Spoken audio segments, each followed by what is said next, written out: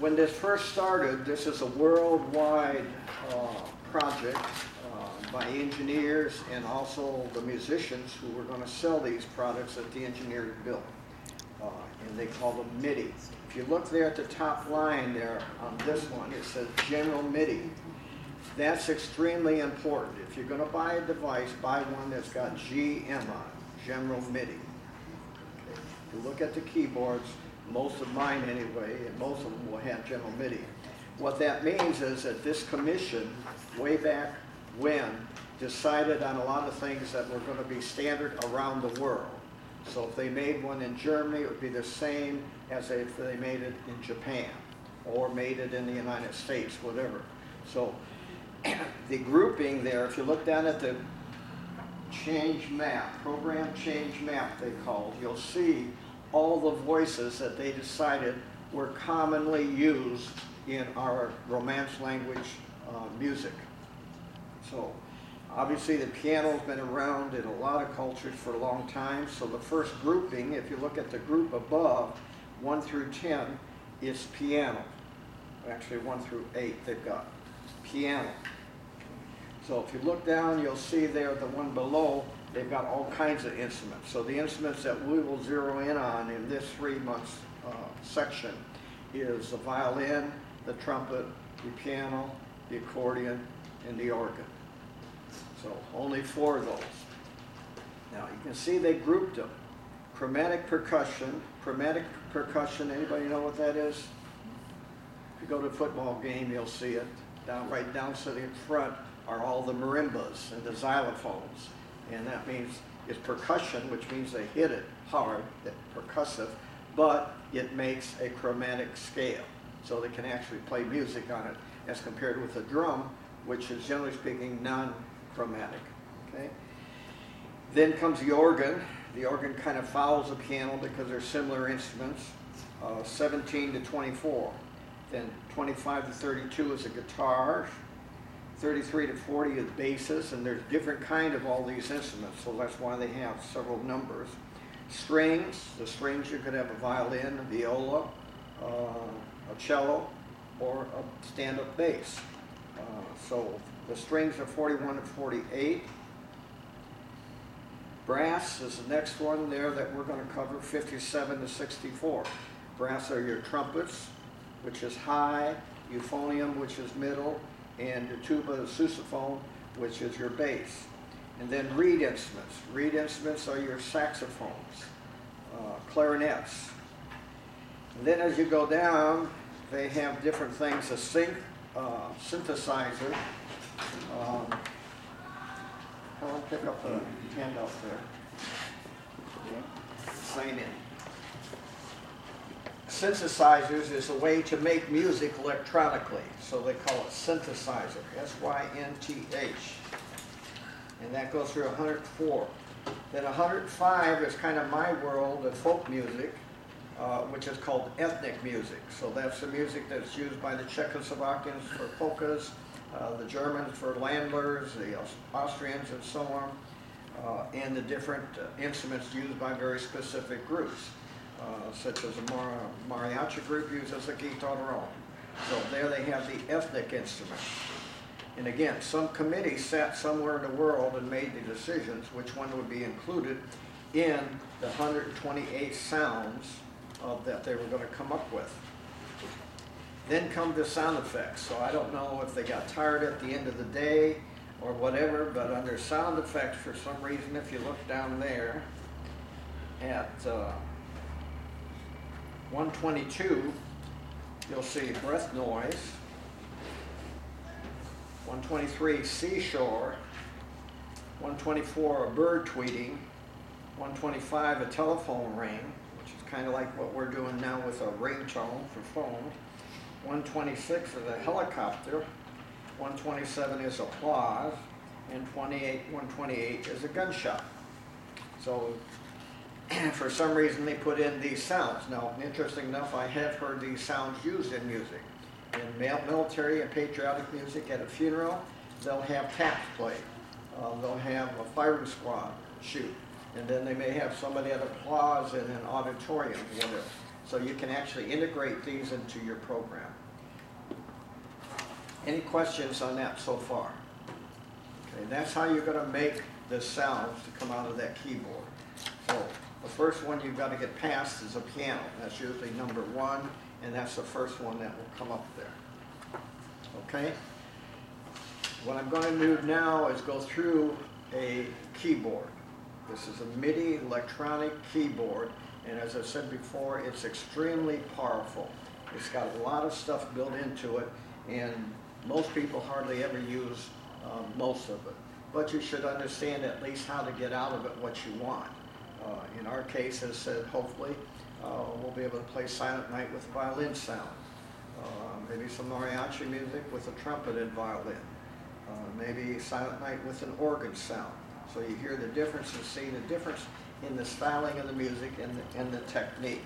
So I'm going to go to keyboard back here. This room is a little bit different the way it's set up, so if you want to gather around me there, you'll be able to see it. We can't project it as I had planned in the other room. So if you want to come behind and just set up.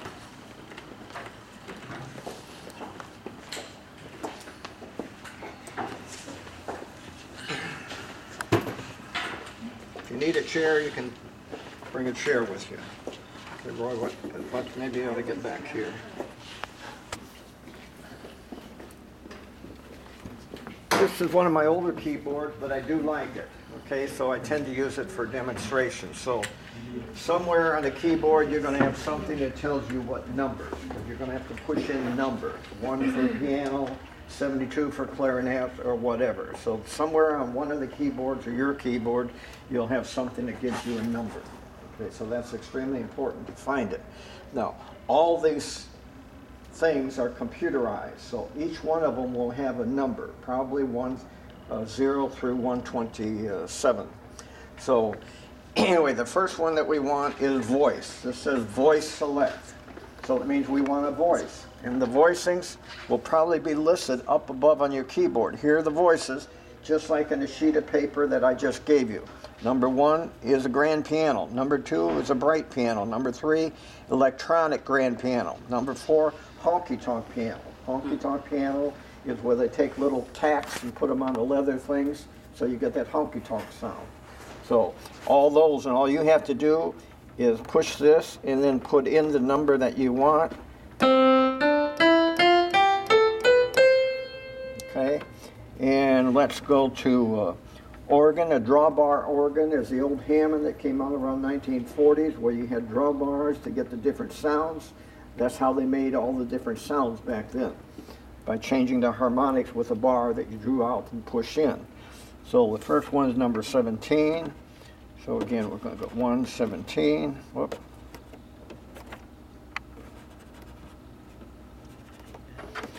Back to 0. 1. If I can find a way to get it in, huh?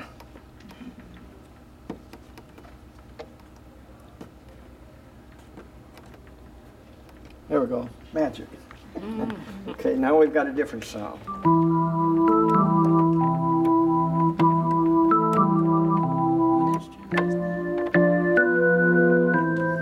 Hear the click? That was standard with the Hammond organ. They like to have that click for, especially for jazz and so on. So anyway, you can figure that out on all the keyboards in the next The next thing is you want a style to the music. So a style is also the rhythm pattern and how they play it. So generally speaking, in music, you'll have a drum, a bass drum, and a snare drum as a minimum, and then you'll have a guitar or something playing rhythm. So that would become your style. So let's pick a style here. Let's say polka. And then down here, you've got all kinds of options for it. You can start it, or you can stop it, okay? Or you can get a sync start, which means when you press, it's going to start with you, okay? Or you can have a fade in or fade out. If you look at a lot of stuff on TV, they'll fade stuff in. Comes in little by little, or you fade it out, and so on. So then you'll have fills. A song usually consists of 3 different things, and then a few things added in. So the song will probably be part A, part B, and a part C. Or the most common is A and B, which is verse and chorus. Okay? However, that doesn't give you a sound that you can play for the public. You must do something else to it. So usually they'll have an introduction and an ending, okay? And then they might have some fills in the middle. So here is intro, ending, fill 1, and fill 2. So if you're going to play a song, usually you would play an introduction to it, you'd play the verse, and then the chorus, and then a bridge of some kind, and then maybe go back and play verse 2. And then when you get through with whatever you want to do with it, you would end with the ending. So all you do is push this and you can get those. So.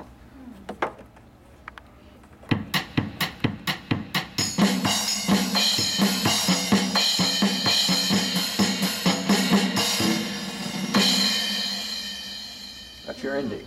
Okay. Oh, you should have played something in between so we could see you jam. I mean, hear you jam.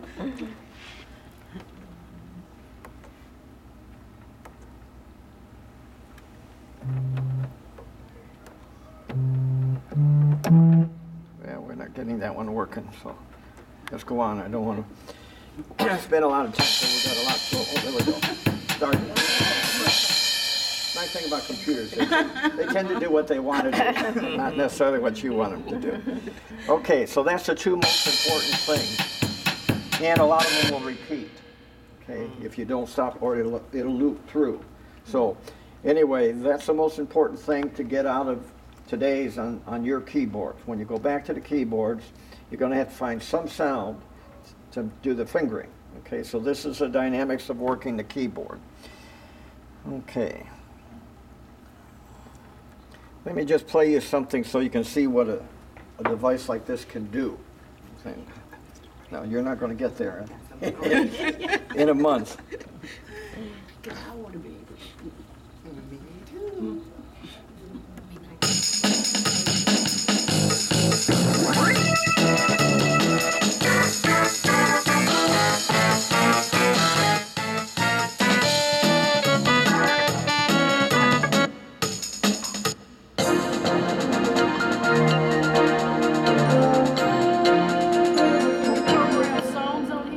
These are just different demo songs.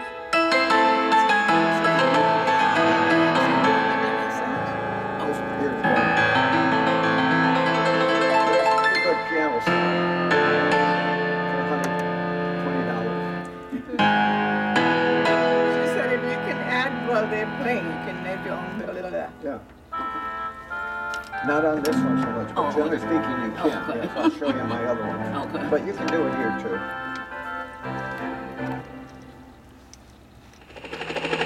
It's your helicopter.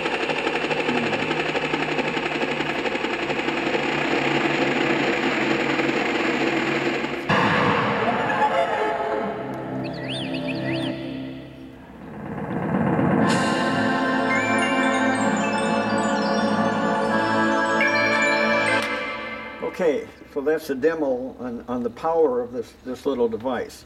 One thing we haven't covered, we won't cover a lot today, but you do need to know, because you did hear drums, that you do have a second set on MIDI channel 10. If you get into MIDI programs and so on, channel 10 is always saved for your drums, your rhythm pattern and so on.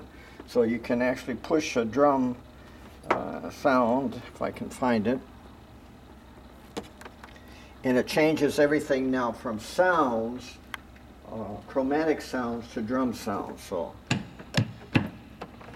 roll over drum. Okay, non-chromatic. No music to it. Now, if you look here on most of the keyboards, they'll give you a little cue on what's there if you want as help for what's going on. All I did was push this little button here. It said keyboard percussion. So now you can become a drummer on this. So your drummer can actually play a MIDI instrument like this.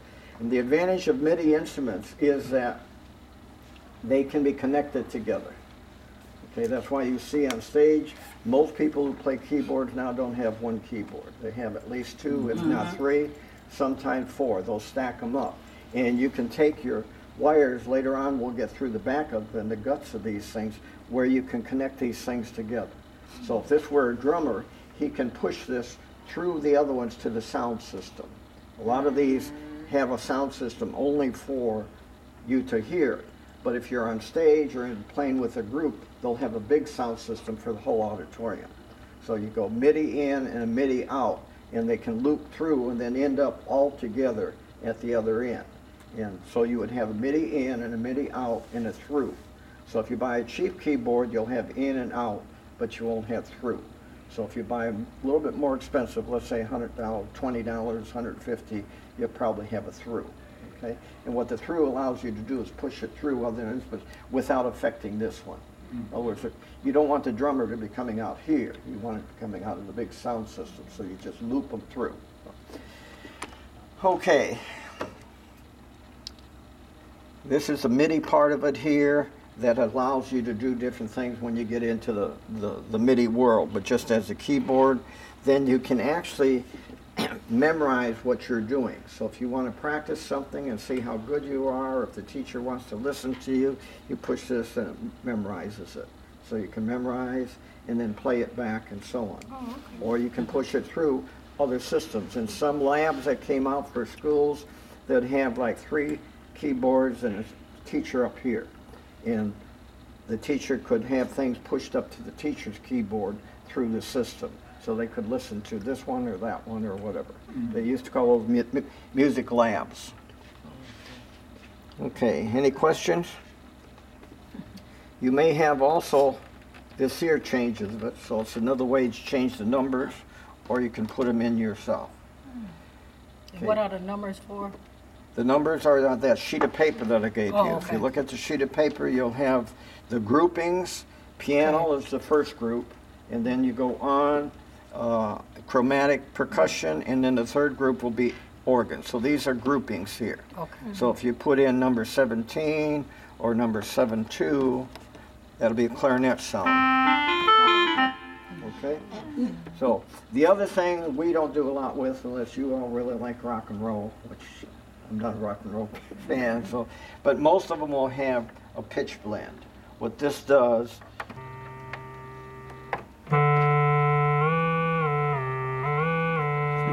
you know, these rap singers, I think what they call them now. They'll take these things and scratch the records. Oh, yeah. And do all kinds of things. So that gives them the creativity that they need. Okay. The other thing you must know about the keyboard itself, the piano keyboard, is you've got to find middle C. And you can split the keyboard in various places. On an organ, you have 2 keyboards, one here and one here. So that you really are in a piano. It's above middle C and below middle C. That's why we got 2 people on the keyboard, one on the left hand and one on the right hand. So when you go down,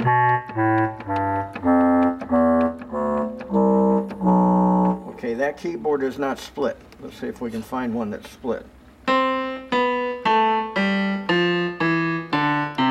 No, these aren't split, but you can split the keyboard. There's a place here, I'm not sure exactly where it is, that you can split the keyboard wherever you want.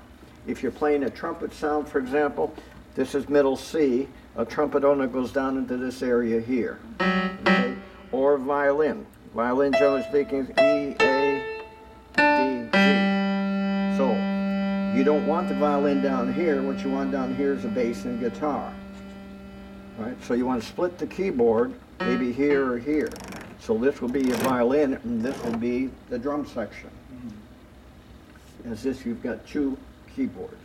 And that's what the old organ was, 2 keyboards. And on stage, a lot of musicians will have 2. One for the right hand, one for the left. Then you've got all kinds of fancy stuff. You've got the new teaching systems on all of these. They'll have different ways to teach, so it depends. I like the lighted keys. I told you why, and I'll show you later on why. The lighted keys give you the ability to follow something without a lot of brain power. You just follow the lights. So it's called muscle memory, making the muscles work. So a lot of these keyboards will have, like this is the chord 1, chord 2, which is fill in, or finger chord, single, or multi-chord. which means when you're playing the 3 notes, on a lot of the devices, you only have to use one finger and you'll have 3 notes.